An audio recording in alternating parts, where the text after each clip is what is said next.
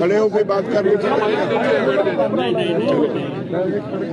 थोड़ा मुंह से ऐसे मैं थोड़ा एक्सप्लेन करने की कोशिश करूंगा कि हमारा जो बुनियादी जो शंके हैं हमें, मोदी सरकार कहती है कि ये कानून हम किसान के भले के लिए लाए। 13 तारीख को मीटिंग हुई, मंत्री 3 थे, उसमें हमारा सवाल था कि कौन से किसान ने आपसे ये भला करने की डिमांड की थी या कौन सी ऑर्गेनाइजेशन ने भला करने की डिमांड की थी। दूसरा, उन्होंने वो कहते हैं कि जी हम तो बिचौलियों को निकालने के लिए हमने ये कानून लाए हैं। तो हम कहते हैं डिफाइन बिचौलिया। हमारे पंजाब और हरियाणा का marketing system this is one of the best in the world. तो वहाँ पे जो आड़ती है वो क्या करता है, हम ट्राली लाते हैं, वो खाली करवाता है, उसको उसकी सफाई करवाता है, उसको रेट लगवा के खरीद एजेंसी से फिर उसको बोरियों में भर के उनको ट्रांसफर करता है, तो सारी पेमेंट लेके किसान को देता है। अगर वो 1500 रुपए खरीदे और 1925 का बिल बनाए फिर तो बिचौलिया हुआ। उसने ये सारी सर्विस दी, उसके लिए उसने अपना कमीशन ले लिया। He service provider, he is not बिचौलिया। बिचौलिया आप बिचौलिए के दबाव में है क्योंकि आपने डिफेंस में बिचौलिए रखे हुए हैं। आपने भारत सरकार का जो ट्रेड और कॉमर्स है उसके लिए बिचौलिए रखे हुए हैं, हर काम के लिए बिचौलिए रखे हुए हैं। भारत सरकार का कहीं भी कोई भी सौदा हो बगैर बिचौलिए के नहीं होता, इसीलिए उनके दिमाग पे चढ़ा है। लेकिन हमारे यहाँ जो है वो ही सर्विस प्रोवाइडर, इज नॉट बिचौलिया।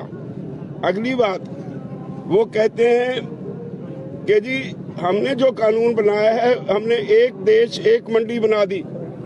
ग्राउंड रियलिटी ये है कि 1976 में हमने एक एजिटेशन लड़ा जब जोनल रिस्ट्रिक्शंस थी, हम पंजाब से बाहर गेहूं नहीं ले जा सकते थे।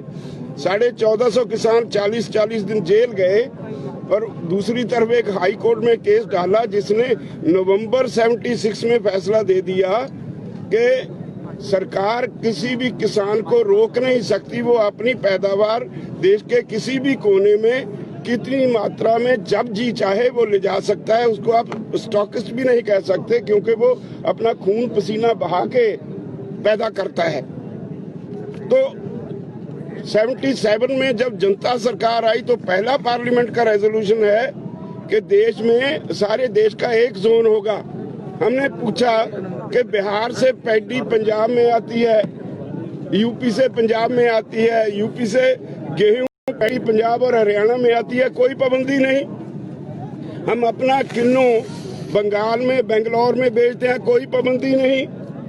हमारा यहाँ तक दिल्ली तक हमारी पहुंच है। हम किसान की सब्जी मंडी आजादपुर में लाते हैं, कोई पाबंदी नहीं। प्याज, केला, संतरा महाराष्ट्र से सारे देश में जाता है, कोई पाबंदी नहीं। सेब हिमाचल से, जम्मू कश्मीर से सारे देश में जाता है, कोई पाबंदी नहीं। आपने क्या नया काम किया? एक्चुअली कोई पाबंदी है नहीं। अपने कॉर्पोरेट्स को खुश करने के लिए उन्हें और कोई लॉजिक नहीं मिलता था तो कहा कि हमने तो जी एक देश एक मंडी दे दी। रियलिटी ये है कि एक देश दो मंडियां बना दी।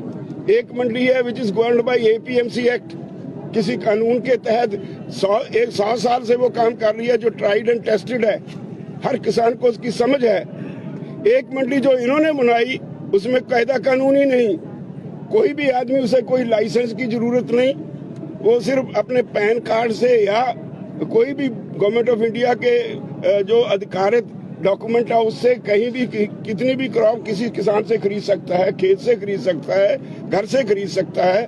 इसका मतलब ये हुआ कोई अमीर आदमी 4 गांव की गेहूं खरीद के ले जाए, बाद में पेमेंट ना करे, कोई प्रोविजन नहीं कि हम उसके खिलाफ कोर्ट में जा सकते हैं। सिर्फ एसडीएम के पास जाएंगे, एसडीएम भी कुछ नहीं करेगा, वो रिकंसिलिएशन बोर्ड बनाएगा। रिकंसिलिएशन बोर्ड जिस पार्टी की सरकार होगी उसके लोगों का होगा, वो अपने अपोनेंट को हरास करेंगे तो उसके खिलाफ कोई कार्रवाई नहीं। अगर नहीं हुई तो फिर डिप्टी कमिश्नर के पास जाएगा, इससे आगे वो किसी कोर्ट में नहीं जा सकता।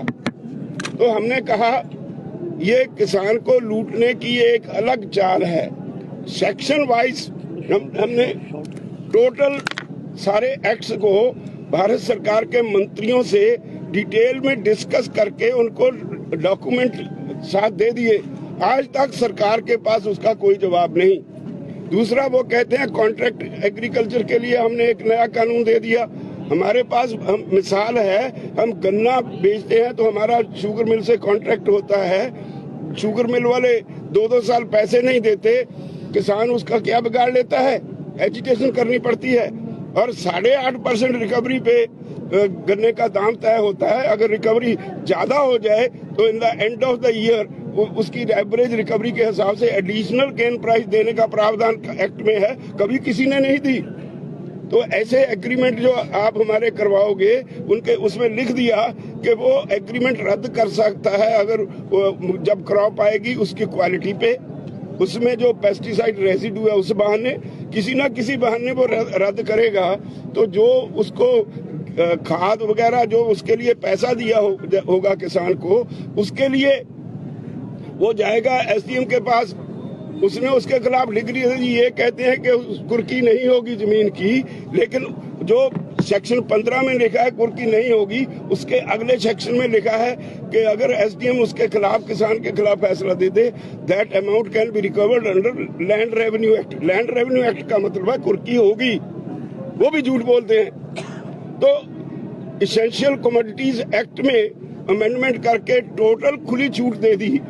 हमारे से खरीदेंगे गेहूं 1900 रुपए, स्टॉक करके रख लेंगे, जब कंज्यूमर के पास जाएगा उसकी कोई स्टॉक लिमिट नहीं, कोई उसका हिसाब चेक नहीं करना, जब कंज्यूमर के पास जाएगा वही 7000 रुपए क्विंटल बिकेगी। ये आज हमारे देश के कंज्यूमर में समझ में ना आए, लेकिन in the long run consumer भी मरेगा, प्रोड्यूसर भी मरेगा। हम सरप्लस मार्केट में है, पंजाब में व्हीट और पैडी सबसे ज्यादा पैदा करते हैं।